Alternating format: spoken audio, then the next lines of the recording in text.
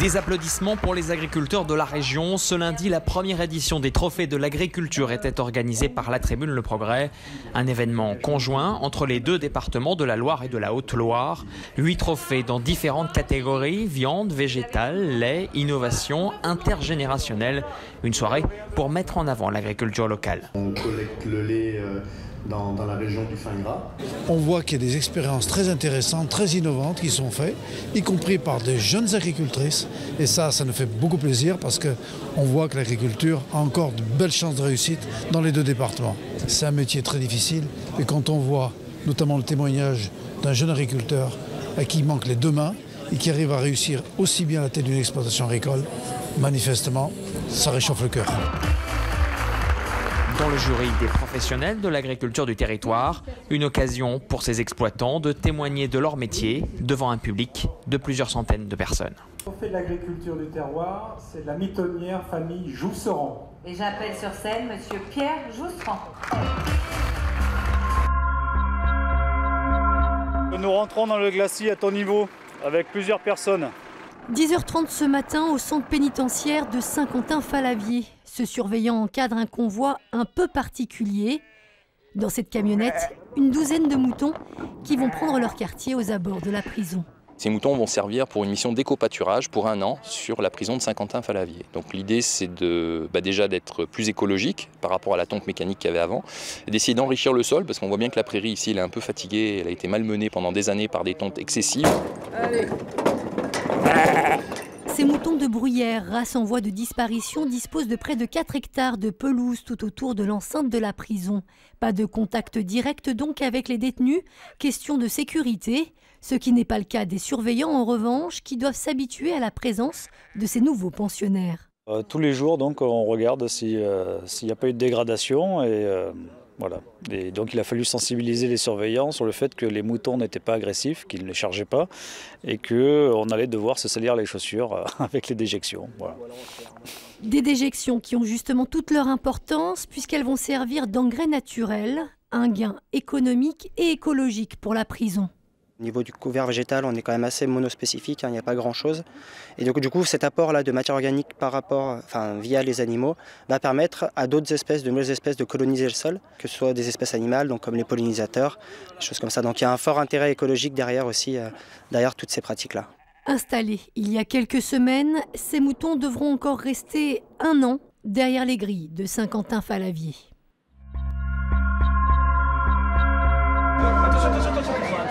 À tout moment, un élément de la construction du pont peut se briser.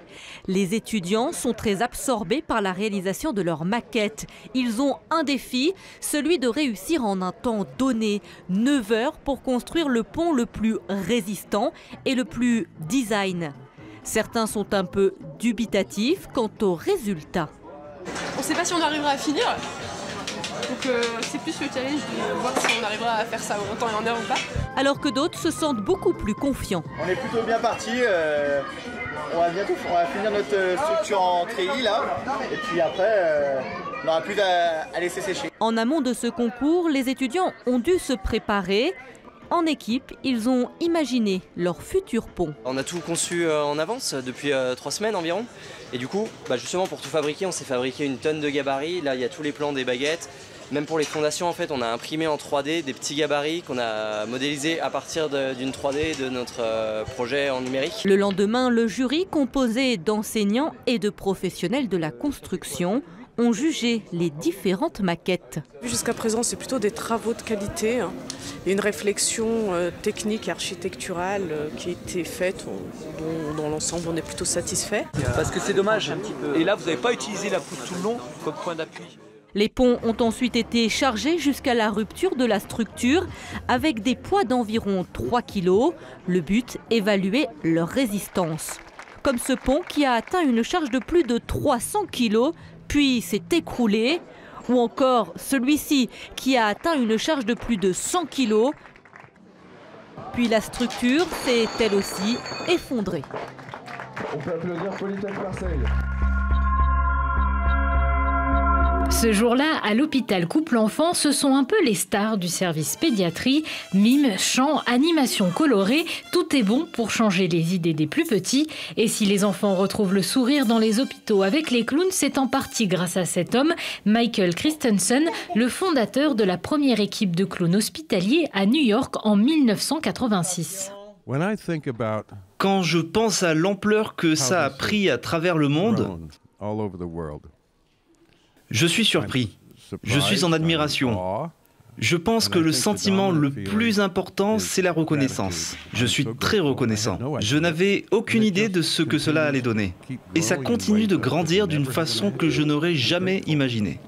Un succès exporté aux quatre coins de la planète. Dans les couloirs du service pédiatrie, il y a autant de complicité avec les enfants qu'avec le personnel hospitalier. Et être clown, ça ne s'improvise pas, il y a des qualités essentielles. L'écoute du partenaire, l'écoute de l'enfant, l'écoute de tout ce qui se passe. Une grande empathie, mais aussi il faut une bonne distance et une bonne base technique et artistique de clown. Il faut avoir du bagage, c'est un métier. Des clowns qui ont un impact très positif sur les enfants, mais également sur le service hospitalier. L'ambiance du service est effectivement modifiée par ça. Il y a l'attente, il y a des enfants qui nous attendent, il y a des enfants qui nous préparent des blagues. Donc il se crée quelque chose dans l'atmosphère. Et puis après, il y a le passage des clowns, où les portes s'ouvrent, les gens viennent regarder. S'ils sont en isolement dans leur fenêtre, ils ouvrent les rideaux, ils entrouvrent la porte pour que la musique puisse rentrer et se glisser. Ça, c'est des témoignages des soignants qui vont vraiment dans ce sens-là et qui nous disent que ça fait une vraie différence. Au total, l'association Soleil Rouge regroupe 11 clowns professionnels et plus de 40 bénévoles actifs. Si je veux faire des chips, c'est pareil, mais là on va passer toujours au même endroit. Là où c'est intéressant, c'est que si je veux faire des tranches plus grosses, puisque là c'est vraiment très fin, tout simplement j'enlève la lame et je la décale au deuxième cran. Donc forcément, comme il y aura plus de largeur entre les deux, là ce sera plutôt du gratin dauphinois. Ce sont les rois de la foire de Lyon. Les camelots ont installé leur stand dans les allées de Rexpo. Parmi eux, José qui vend des couteaux et qui se passionne pour la démonstration. Il faut aimer les gens, la relation avec les clients et puis s'amuser un petit peu avec eux. Il faut qu'ils rentrent un petit peu dans le jeu. Puis aussitôt qu'ils sont rentrés dans le jeu, c'est un plaisir de vendre en fait. Le fait de rester assis derrière, puis de laisser les clients acheter comme ça, juste en leur disant bonjour, c'est pas mon truc. Peut-être qu'un jour ce sera ça quand j'en aurai marre. Mais en tout cas, pour l'instant, ouais, j'aime bien rentrer dans la démonstration. Et voilà, même quelqu'un qui n'a pas envie d'acheter, pas forcer, pas les braquer, mais leur donner envie. Voilà. Il y a aussi des historiques comme Babette qui court dans les allées de la foire depuis qu'elle est toute petite. Alors je suis rentrée dans ce métier avec mon papa, qui était commerçant aussi, qui faisait les foires expositions. Moi j'avais 7 ans quand je suis venue à la foire de Lyon pour la première fois. Vous voyez, ça date. Ce métier m'attire parce que, si vous voulez, comme je vous dis, c'est très convivial, on se connaît tous, on est une grande famille, il n'y a pas d'histoire entre nous. La foire de Lyon, c'est jusqu'au 2 avril. Pour ces camelots, il sera temps ensuite de reprendre la route vers une autre ville. Valérie est maman de 3 enfants. Active, elle entretient sa maison. Mais depuis plusieurs mois, des tas de choses s'empilent dans les placards. Valérie a la manie de garder et de ne rien jeter. Alors pour tenter de changer ses mauvaises habitudes, elle fait appel à une professionnelle pour acquérir de la méthode. Je vais t'inviter en fait à prendre chaque objet et à le trier. La difficulté c'est ça, c'est par quoi je vais commencer. Donc c'est pour ça que je me fais aider. Trier, c'est bien le maître mot de cette méthode. Garder, donner ou jeter. Mais pour ranger, il faut avant tout désencombrer. Aujourd'hui, Stéphanie Genevois et sa cliente passent à l'action et prennent en charge le rangement de la cuisine. On commence avec les tiroirs des couverts. Une méthode vraiment qui fonctionne bien et qui aide à faire les choix, en fait. Parce que sinon, si on reste dans le flou, la personne va avoir tendance à se dire je garde au cas où, ou comme j'ai quand même pas mal de tiroirs, je vais le mettre dans un tiroir, mais elle va juste déplacer en fait l'objet. L'organisatrice d'intérieur est aussi là pour encourager et éviter de baisser les bras trop vite. J'ai choisi de commencer par la cuisine parce que il n'y a pas un côté émotionnel du coup avec la cuisine. Et donc quand on est avec une personne qui a du mal à jeter, On va commencer par des choses où il n'y a pas trop de charge émotionnelle derrière. Le but étant de retrouver un intérieur calme et serein où chaque chose a sa place. Et ben alors on arrive au bout.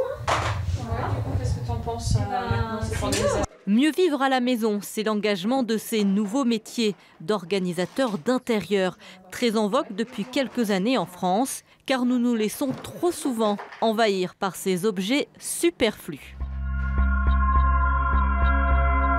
Les conditions sont bien trop bonnes ce jour-là à Champs-Rousse pour s'éloigner des pistes et applaudir en masse les compétiteurs qui tentent de glaner un titre national avant de clore la saison. Mais les athlètes le savent, ça bouge autour d'eux et tout juste de retour des Jeux paralympiques de Pyeongchang, les médaillés se réjouissent d'une victoire d'équipe, celle d'être honorés comme des sportifs à part entière et de changer les regards sur le handisport. Alors regardez Jean, moi c'est mon principal travail, mon principal objectif. Et du coup, ouais, j'ai l'impression que ça évolue quand même. Et pas que grâce à nous, mais grâce aux médias, clairement, parce que mine de rien, vous êtes de plus en plus présents et ça c'est très bien pour la société, je pense. Plus de médias, plus de téléspectateurs qui découvrent aussi des athlètes qui se racontent, qui brisent leurs tabous et révèlent les valeurs qui guident leurs combats et leurs performances. Comme Simon Valverde, le fondeur isérois valide, en bronze avec le biathlète non-voyant Anthony Chalençon. J'avais un petit peu peur, on va dire, je connaissais pas, c'est un milieu qui me faisait plutôt peur, quoi. Et finalement, en commençant avec Anthony, en rentrant dans ce monde-là, c'est bête, mais tu te rends compte que c'est les mêmes personnes que nous et qu'elles ont juste des volontés plus grandes ou des forces bien plus prononcées.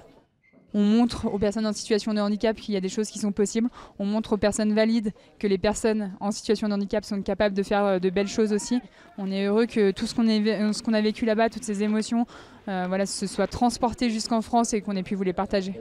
Pourvu que l'écho retentisse au-delà de la quinzaine paralympique, pourvu que l'exploit, l'audace et le sourire de Marie Bochet et de toute l'équipe de France éveillent les vocations en montrant une autre conception du handicap. Ok, il y a des médailles, il y a des podiums, il y a de la reconnaissance, il y a tout un tas de choses, mais c'est vraiment cette simplification du handicap qui ne doit pas être reconnue comme étant qu'un frein. C'est pas, oui, c'est une problématique, mais ce n'est pas un frein. Et on doit passer à travers ça, c'est de se dire on peut faire et on est capable de faire. Le temps et les bonnes volontés feront le reste pour intégrer durablement le handicap dans le paysage sportif et médiatique français.